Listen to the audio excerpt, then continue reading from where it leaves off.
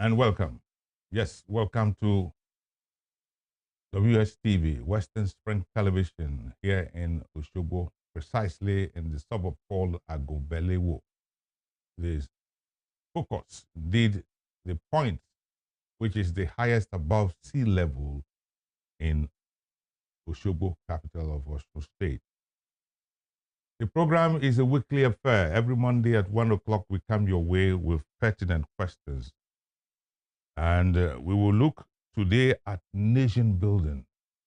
How can the younger ones be helped, be assisted in building the nation? Of course, using experiences of the elderly. In the studio with me is somebody who is on the 7th floor, which means that he's already past the 70th milestone. And it is he I have brought into the studio as guest. A resource person in every aspect of life. He is a poet. He's a renowned journalist. He is a musician. Call him a philosopher and you're right. But I do also know that he is a religionist. If you like, call him a theologian, and it is acceptable. Prophet Lere Fagbola is also an elder statesman. As I said, he has already climbed the 7th floor. When you see his beard, although he has been wearing it for many years, it has gone gray. I will ask him questions in very varied field where he is a resource person. He's a man of many parts. And so it's my pleasure and privilege to welcome a brother in the same profession, a journalist of the print orientation, into the studio this afternoon. Prophet Lere. Abi, that's the name. Thank you. You're most welcome. Thank you very much, sir. It's a great pleasure. Thank you so much. Baba Fagbola, we can call you now because you have crossed the 70th milestone. The days when we knew you, each of us was younger, and it has come a long way. I want today, this edition of our program is going to take a very different shape because of the very many parts that constitute you. I will be hoping you will sing. I will be hoping you will give us a short poem. And I will be hoping that we go into religion, theology. But let's begin. You are a poet. How many poems have you written or published? You could write and never publish. I agree, but it's your work. Tell me some of them. Thank you very much. It's a pleasure being hosted by Anegbon. Mm-hmm. I've written 2 collections of poems. One, Heroism, Songs and Troubles. And then the other one, Heroes. Mm-hmm. Those are the 2 that I have written, besides other published newspapers and the periodicals. Let me then ask this question tangentially. What is poetry? Poetry. It's the realization of the ideal and the idealization of the real. Come again. Poetry is the highest form of learning literature and is defined as the realization of the ideal and the idealization of the real. So that is a voice of supremacy, voice at its intensity, like the voice singing in battlefields. You know, judging from the title of my first collection of poems, Heroism, Songs and Troubles. Biblically, they say only the faithful can sing in trouble. Yes. Poetry is... Okay, let me also ask. Okay. From the realization of the ideal to the what? How did you call and it? The idealization of the real. Of the real. What inspired you as a young man into poetry? Poetry, disappointment, challenges.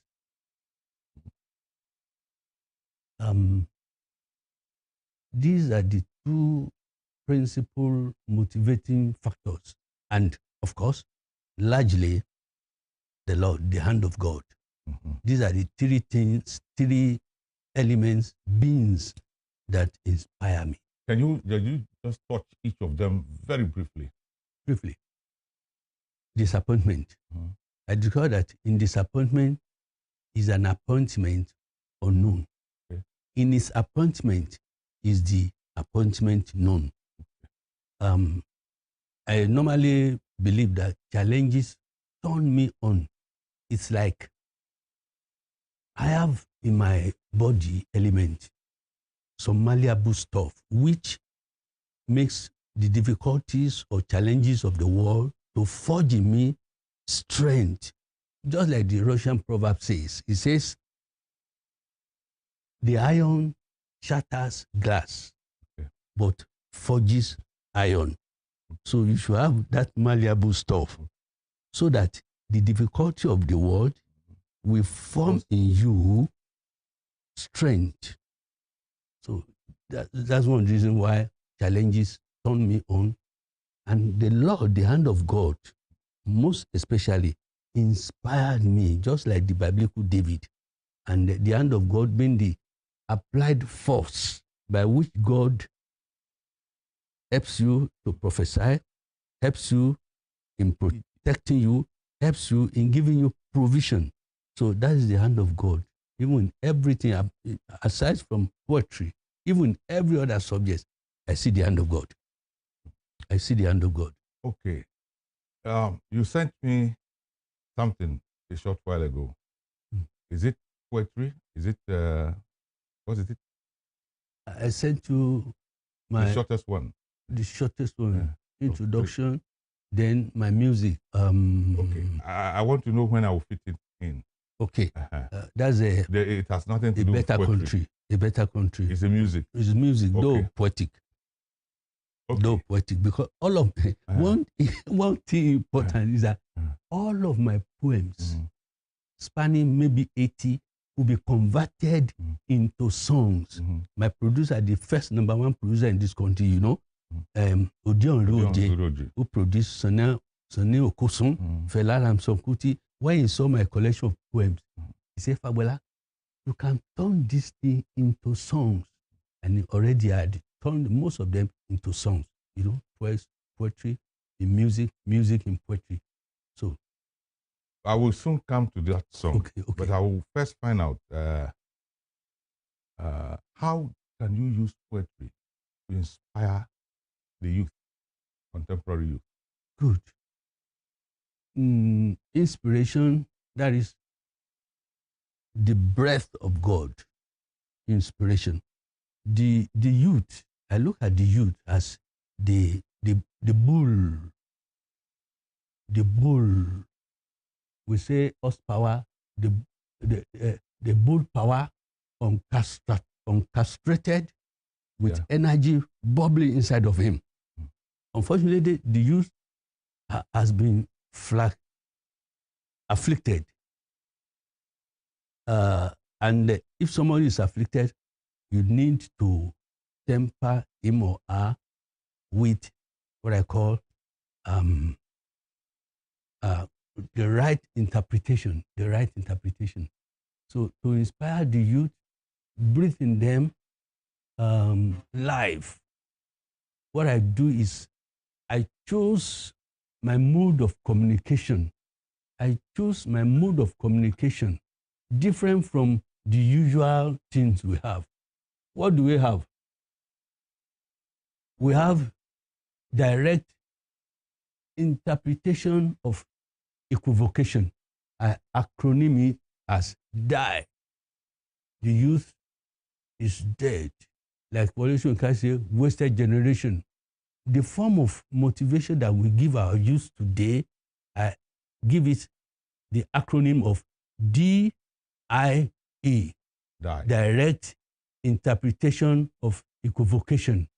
meaning that it's like we have served the youth wine of equivocation, which fires his desires, but robs him of the strength. Okay, there is something I have. Yes, sir. I want to play it back. Okay. And perhaps you can comment from that, or I will ask the question from there, whichever is more possible. Okay, sir. If you are ready, let us listen to a music that is poetic. Am I right? Yes. Okay.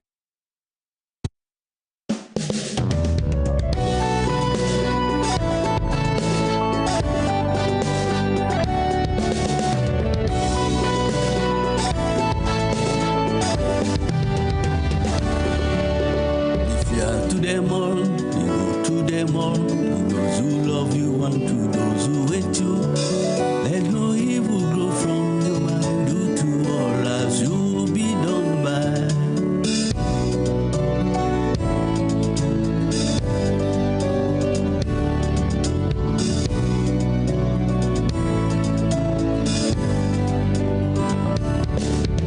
If you are to them all, go to them all, to those who love you and to those who hate you.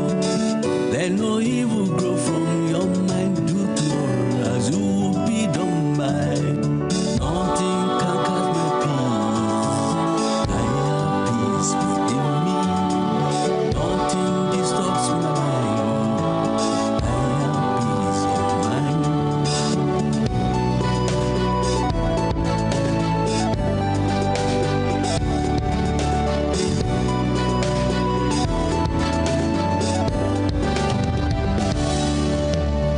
Anytime you come to me on radio, television, and you say too many things, and I know you are really lying. You promise of free education, but you give us starvation. You promise of peace and justice, but you give us corruption.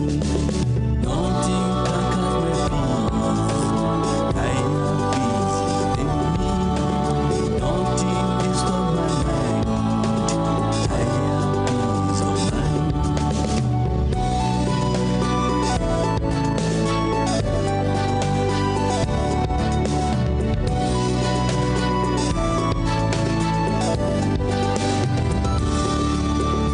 Anytime you come to me on online social media, and you say too many things, and I know you are really lying. Trickster on Twitter, free talk. Prophet, this music sounds more like a loving song. Hmm. What were you trying to say? The title of that song is A Better Country. Okay. A Better Country. I look at That one that will show love to its people. yes. Okay. In spite of the afflictions that the youths are suffering, this is a kind of, it's not escapist. It's just to temper their hunger with kind of the challenges they face. yes, that they can still smile in the face of difficulties, a kind of music therapy to temper them. Okay. That is the affliction youth are encountering. They are so gigantuan that one of which is political affliction, psychological affliction, political affliction, psychological affliction. From the content, the wordings of the song, you know that I said that nothing conquers my peace. Yeah. I have peace within me. Nothing disturbs my mind. I have peace of mind. You made a reference to, you promised us so and so. Yes. The average politician is like a Volkswagen. And why is this? He promised us free education. He gives us starvation. He promised us peace and justice and gave us corruption. So I told the youth, nothing should conquer your peace. don't let evil grow from your mind. Do to all as you will be done by. It's just to temper them with this therapy. Be hopeful. Don't like be restrained somehow. Cop the will. Okay. Don't jump the queue. For step by step, you get to ascend. Okay. Baking bread. Don't take revenge. For blood can cost a lot. So that's a way of teaching them value. Yes. The value therein hinges on the way we motivate youths. It should be through what I acronym DEHI. That is dynamic equivalent interpretation, because we are in the world of arbitrariness a lot. So you have to correct the language with which you communicate to the youth, so that you will not fire up their enthusiasm and rob them of the strength or no to activate it. It sounds very esoteric.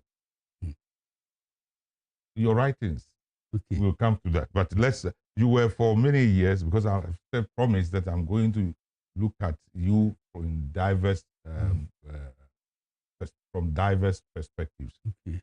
You were for many years newspaper columnist, newspaper editor, etc. As a matter of fact, at the point in time, you were the bureau chief of the Punch in Ibadan. Yes. How is journalism today? Today? Look at it from what you were. You are over 70 now, so it's been a long time. When you were a young man in Ibadan in those days. In fact, journalism in our days, we have had the best of our time, the best of good things in life in those days. But now, it's a real shadow of the past glory. It's distressing. Don't know where to really begin. How did we get here? This wrong. How did we get it? Your age, my age, you have said it, and I agree with you. We had it so easily. How and where did we get it wrong in journalism? No. You see, we got it wrong when advanced technologies was coming in. We didn't prepare enough to give the upcoming youth the right reorientation. We sold off our direct audience because we feel that the readers or the listeners are mere articles or commodities which we can sell off, whereas they constitute our wall of defense. So we outprice ourselves outside of their reach because of economic gain, economic consideration, whereas social responsibilities should be key rather than economic benefits.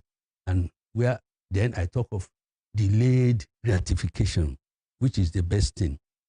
In journalism, you say you don't go into journalism to make money, but to make name. The name will bring fame, but these days we tend to put the cart before the horse.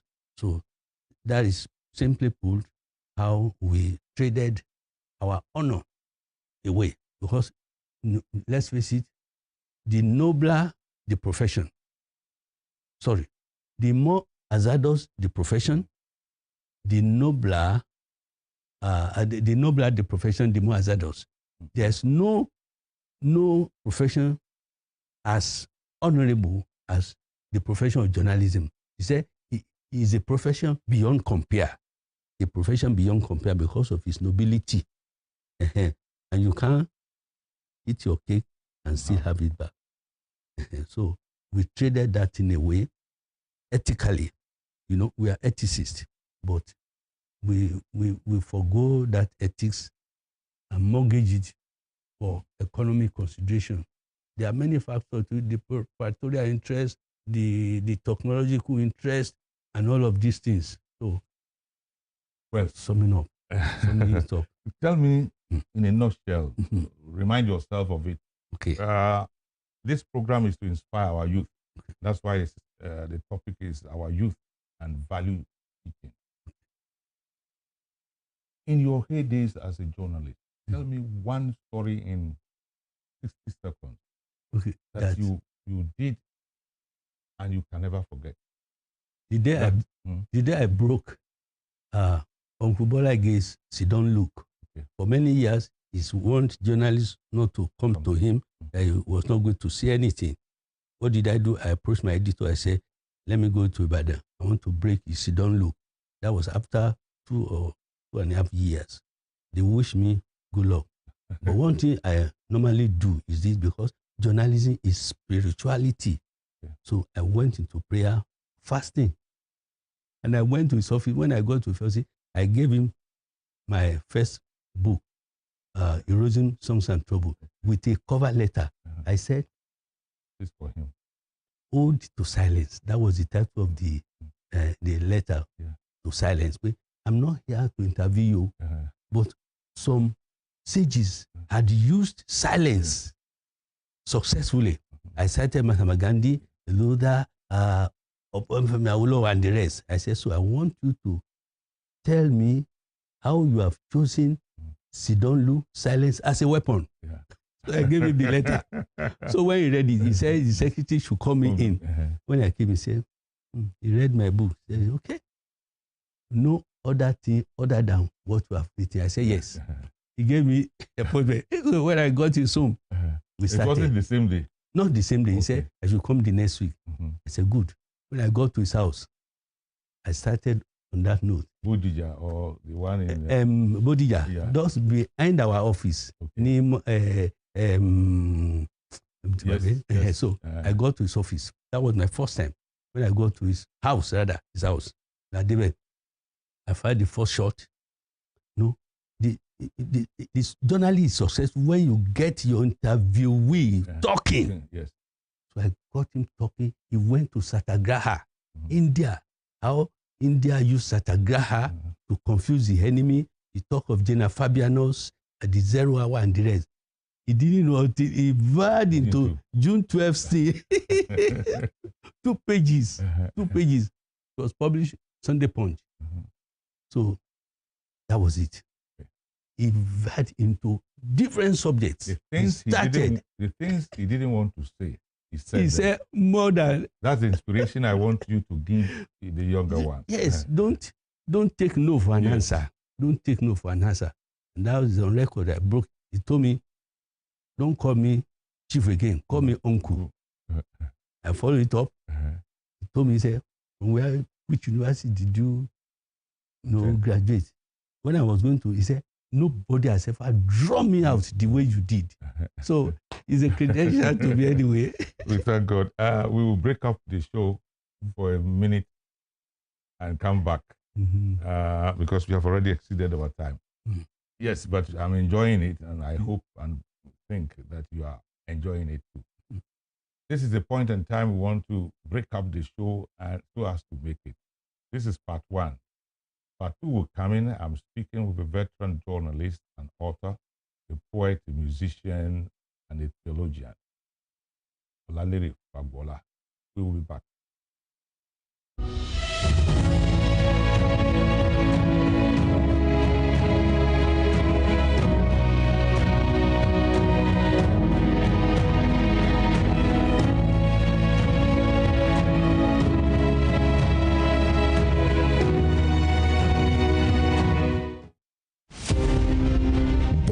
Jeremiah Oyeni Obafemi on March 6, 1909. Obafemi Awolowo was a prime architect of Nigeria's independence and most consummate advocate of free education and social welfare in Africa's most populous nation. Erudite politician, thinker and philosopher, Awo was fondly addressed by associates and political colleagues, brought his unique attributes To bear on governance in the defunct Western region, he administered as leader of government business and the premier between 1955 and 1958. Obafemi Awolowo's premiership witnessed pioneering in multi-sectoral policy initiatives and execution. The Western region under his administration paraded several enviable records. First television station in Africa, first real estate in Nigeria, first high-rise building in Nigeria, first modern sports stadium in Nigeria, first agricultural settlement in Nigeria, first modern civil service secretariat in Nigeria, and first industrial estate in Nigeria. His face is on 100 naira denomination as a mark of honor for his distinguished services to his country. Western Spring Television identifies Obafemi Awolowo as a major character in history.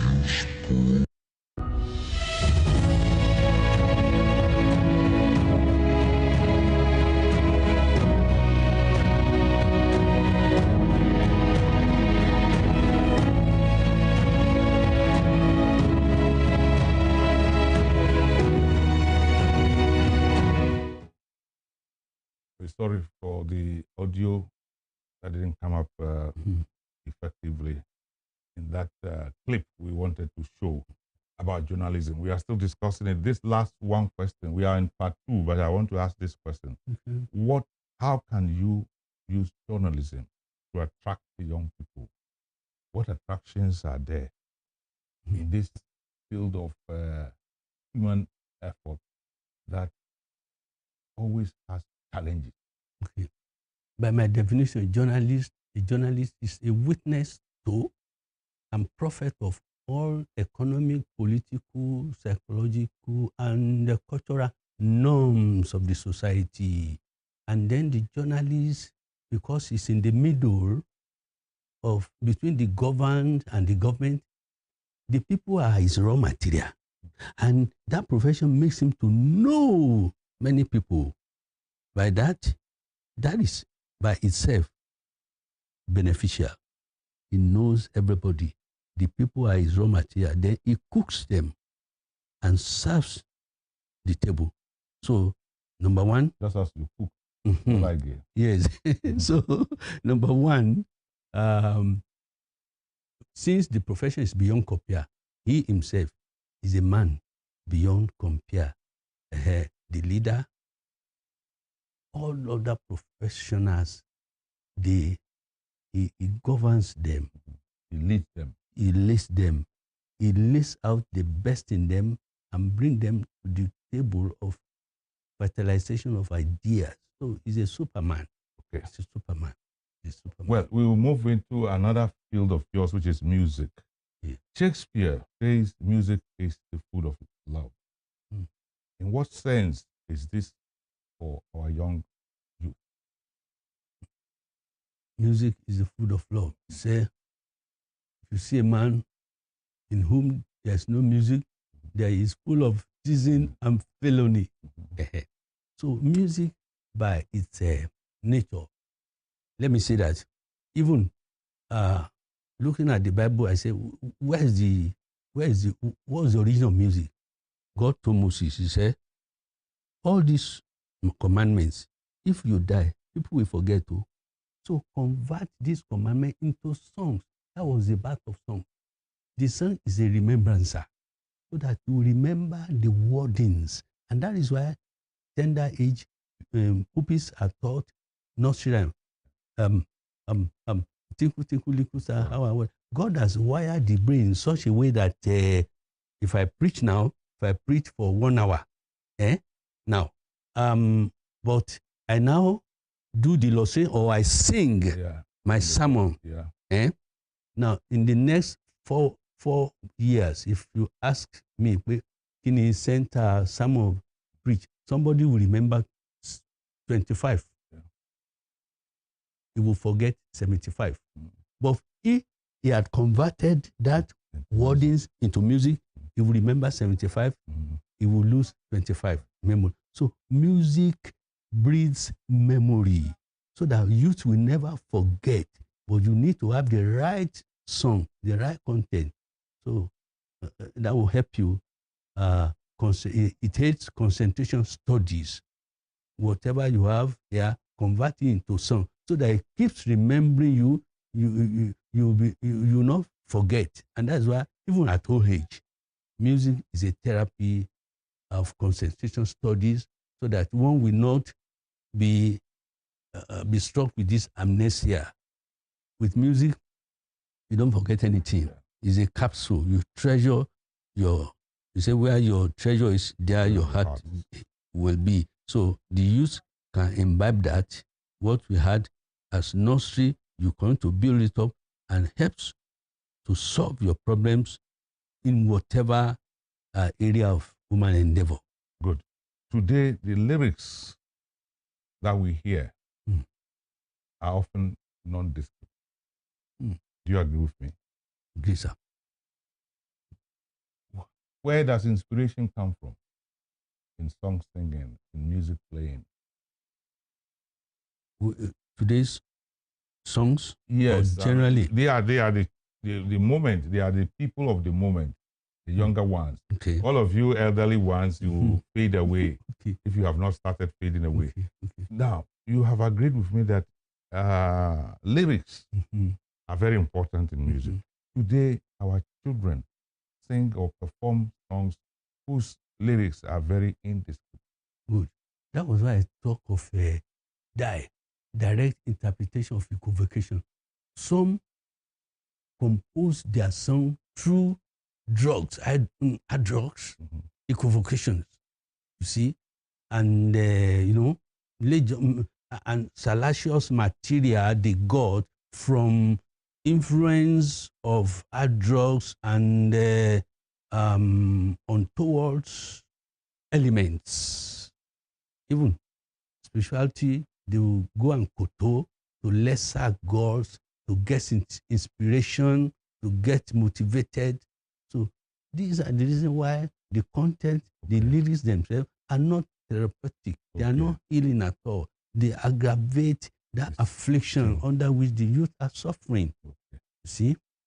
So they are influenced, in a lot of untoward elements, and that's why, regrettably, most people die early before their time, because you can't eat your cake at the same time have it. Well, if you don't mind, I want to find out if you could, in the next 1.5 minutes, sing us a song, one of the key of composition. Yes. We are to them all, be good to them all, to those who love you and to those who hate you. Let no evil grow from your mind, do to all as you be done by. Nothing can cast my peace. I have peace within me. Nothing disturbs my mind. I have peace of mind. Nothing conquers. Nothing can cast my peace. Is it canker or conquer? Cancers. Okay. From cancer. Okay. Nothing can cast my peace. Okay. I have peace within me. Nothing disturbs my mind. I have peace of mind. Be fair to them all. Be good to them all. To those who love you and to those who hate you. Let no evil grow from your mind. Do to all as you be done by. Nothing can cast my peace. I have peace within me. Nothing disturbs my mind. higher peace of mind. Má tọ́jú mi Jehovah ńlá, èrò láyé ò sí. Èmi kò lókun ìwọ ni, fọwọ́ agbára dì mí mú o. Èrò láyé ò sí o, ìmúlẹ̀ mọ́ òfo ni. Kí n yá máa gbàdúrà sá, òun ó ṣe ìrànlọ́wọ́. Ìgbà tí ìrànwọ́ ẹ̀dá bá pin ní ti bàbá mi ṣẹ̀ṣẹ̀ bẹ̀rẹ̀. Ẹni bá rò pó ń dúró, kó ṣọ́ra kó má bàa ṣubú. Ìgbà ẹ̀wù ti dòde o, ìgbẹ̀yìn ayé ń kanlẹ̀kùn. Oúnjẹ ọ̀run máa bọ́ mi láéláéláé. Oúnjẹ ọ̀run máa bọ́ mi láéláéláé. Yeah, interesting. I must put my hands together for Thank you, for thank that. you. Thank you. Now, was it poetic license you used when you were singing it in English? Nothing. You said cancast My peace. instead of conquer. Mhm. Why did you have to? Was that a poetic license Yes. you were evoking? No, I use this metaphorically. Explain. Nothing breeds canker Mhm. in my mind. Cancer. So nothing cankers, nothing worries me, Okay. nothing bothers me. I have peace of mind. Nothing disturbs my peace. I have peace of mind. I use it figuratively. It's the word between cancer and canker, Canker, but related to cancer also, because such thing can breed cancer in the mind. If it cancers, they have the same cognitive family. I look at the consonantal principle there. C-K-R, canker. Then when I look at cancer, you see as another C-N-K-R.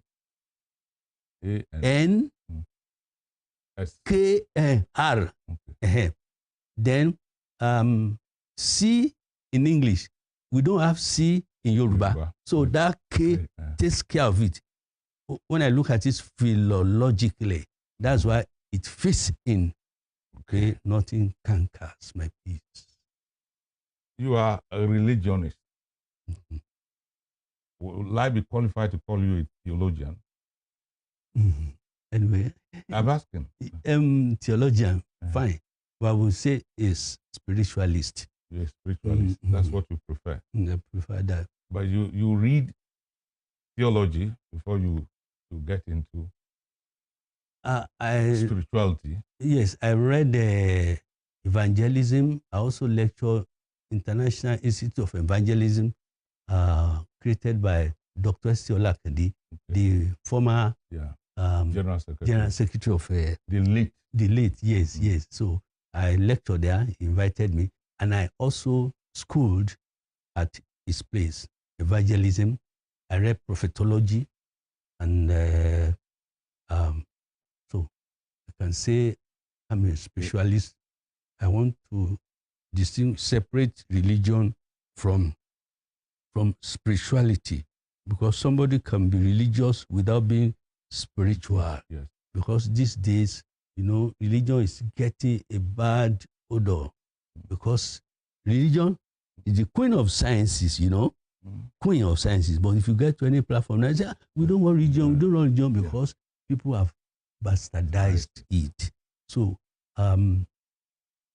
so for us as spiritualists, we are careful with treading that ground carefully, so that we don't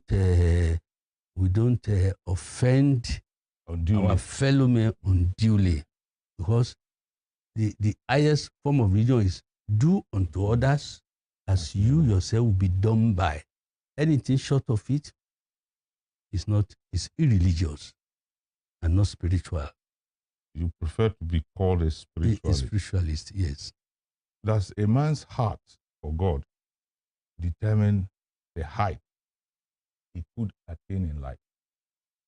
Man's heart for God. For God. Does it determine the height? Yes, really. Now, look at heart. From the Latin root is C-O-R. C-O-R, that's heart. And that's why we have courage from the same word. You see, the Babel of tongue, the Tower of Babel of tongue, is because people feel that they want to be independent of God. And that was why they were lost in confusion of tongues. But they regained it at the upper room, where there was accord, not unity this time, accord. And from that accord, we see another C-O-R-D, heart. Because the temple where God worships is our heart. And the destiny is our destination. God could lead us to a destination when our heart is right.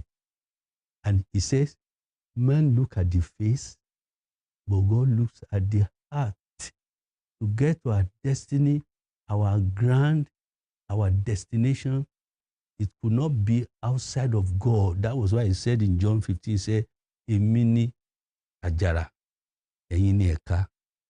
Nothing you can do without being grafted inside of me. So I believe that this is. Let me, therefore, from what you have said, you said God can lead us to our destination. Yes. Is destiny, therefore, related to time in any form? Good. It's related by the social facts from General Fabianus. He said, General Fabianus will not go to war because his enemy is spoiling for a fight. He will bide this time until the 0 hour. Now, timing is an essence of success. Timing is an essence of divine success. Timing. In Psalm 1, he said. But it could also be a time for failure. For failure. Mm-hmm. That is when it is not wired inside of God's order. Okay. It could be superfluous, it could be, one could derail. But if it is fashioned in God's own order, it will lead to one's destination. I hope I've not missed road in that. What's your facts?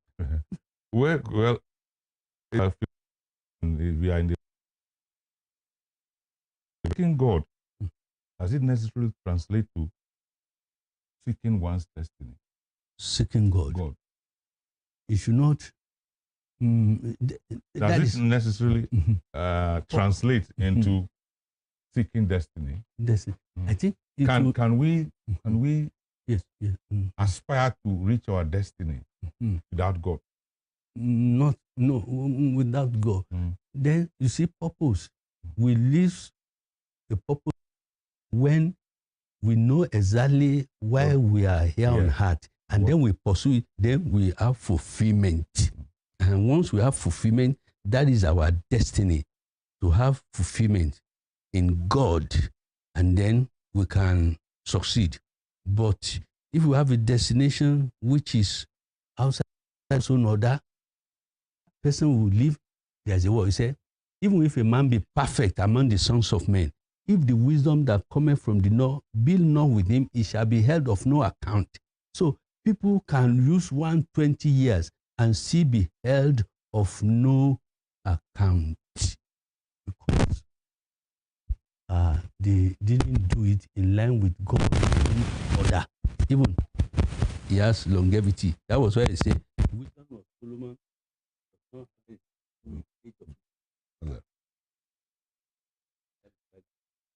You are a writer, but before I come to your writing progress,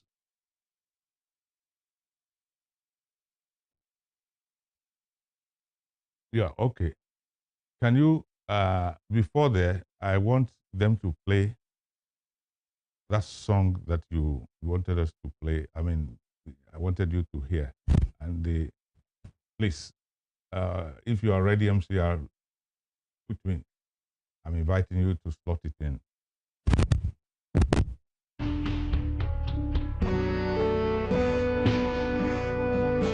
Lere Fagbola is my name.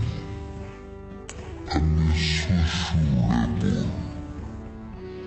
journalist, author, poet, and musician.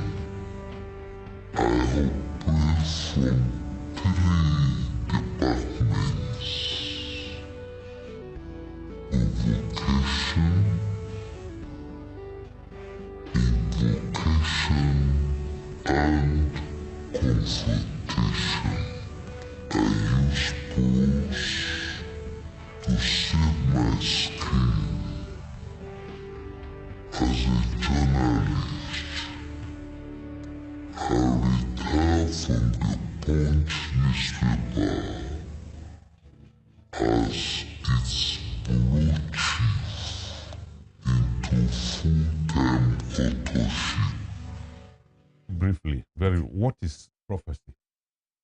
Very briefly, before I come to this book. It's witnessing to all the norms we can think of. Witnessing to. That is where a spectator becomes the spectacle and is sign acting.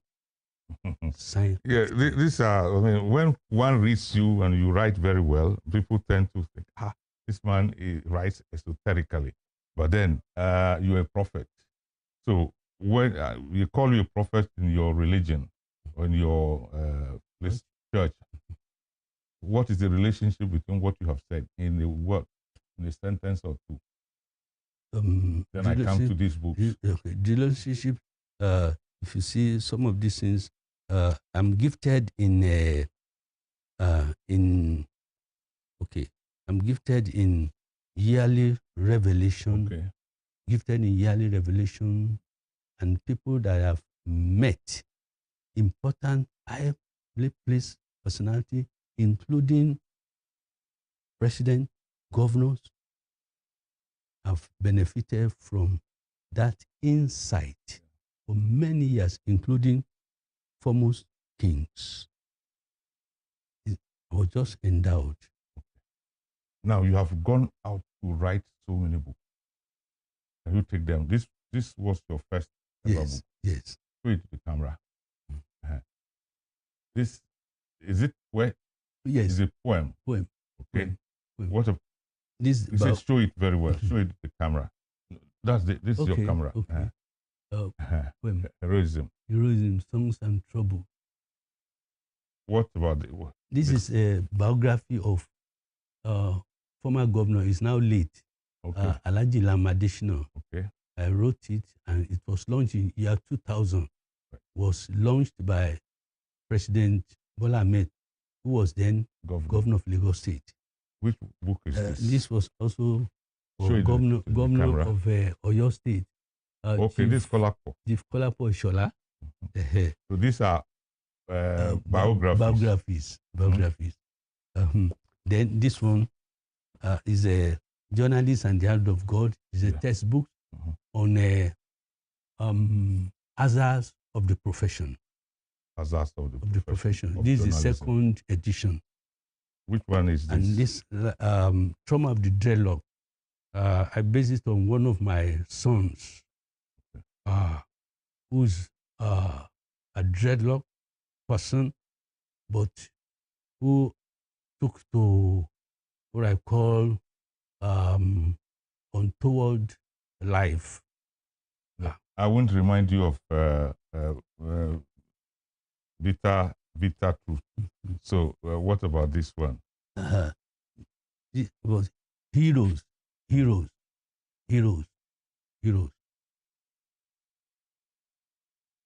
I just selected. Okay. This is about my music. Okay. This is about my music. Toyobo. Okay. This was launched by the late Alaafin of Oyo, Oba Lamidi Adeyemi, Toyobo. Okay. We have Tokunbo, but our word is Toyobo. Okay. Toyobo was the height of civilization in those days. So, time is not on our side. What word or two do you have for the Nigerian youth? Because this program is to inspire them. Remember your creator in the days of your youth. Remember your creator in the days of your youth. And that's the best thing. Remember your creator in the days of your youth. That's it. The young man the young girl at home, just a sentence. Remember your The Creator in the your days of your Mhm. youth. Everybody has a creator. Collectively, we call him God. But even if you decide not to call him God, he is your creator. Something created you. And our guest here this afternoon is reminding you, in fact, better still, instructing you to remember your creator, especially now that you're a young person. Because very soon you grow into adulthood, into elderly, 50s, 60s, 70s, and we know it, as the English proverb says, you don't become left-handed at old age. So it is better and much better to begin to learn to know your God right now when you are young. That has been a message from Prophet Lere Fagbola, a man of many different parts. This afternoon, we have been able to look at 5 different areas that he has operated in successfully. We will draw the curtains here. Some other time, we'll find time to discuss even more. Thank you very much for coming. It's a great pleasure, sir. Thank you. I'll see you next week. Adetoye Shitu Alamo is my name. Thank you for being there every Monday afternoon at 1. Goodbye.